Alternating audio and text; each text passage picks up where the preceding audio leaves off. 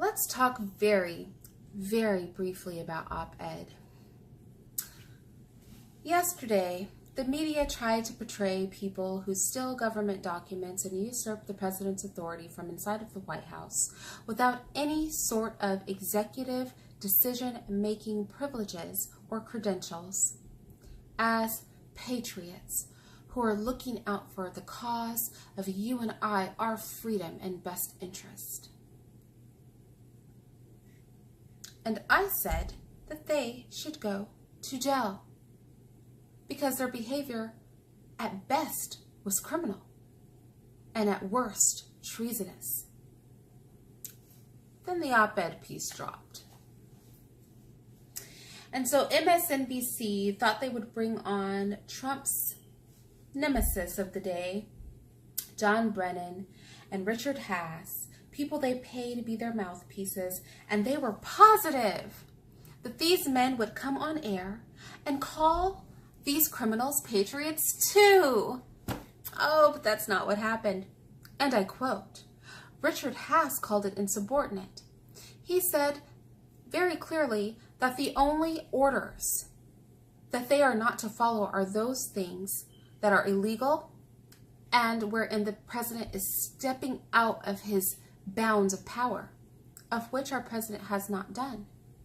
He stated clearly that he was very concerned because it sets a precedent that if you don't like what the president's doing, you just actively try to be treasonous and insubordinate within the White House. Can you imagine us electing presidents and then the secretary doesn't like what the president's doing, so she's stealing things off of the president's desk? It's a bit problematic, isn't it? It would mean that elections and presidents don't mean anything. But surely John Brennan called these men patriots, right? Because clearly what they're doing is right in the White House.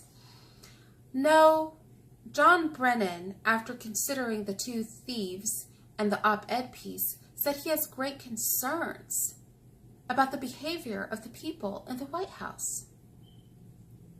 Now, MSNBC had to spin this some way. I mean, come on. They tried to do the investigation over Russia. That's obviously turned up nothing. They tried arresting people close enough to the president that they might have some dirt. That's obviously turned up nothing. And they've tried to portray the president as so crazy that people have to steal documents and fudge up everything he's trying to do just to keep us all safe. And that's not turning out so well either, because it turns out all these people are breaking the law and should probably go to jail. So now they're trying to say, well, see, he's so unpopular.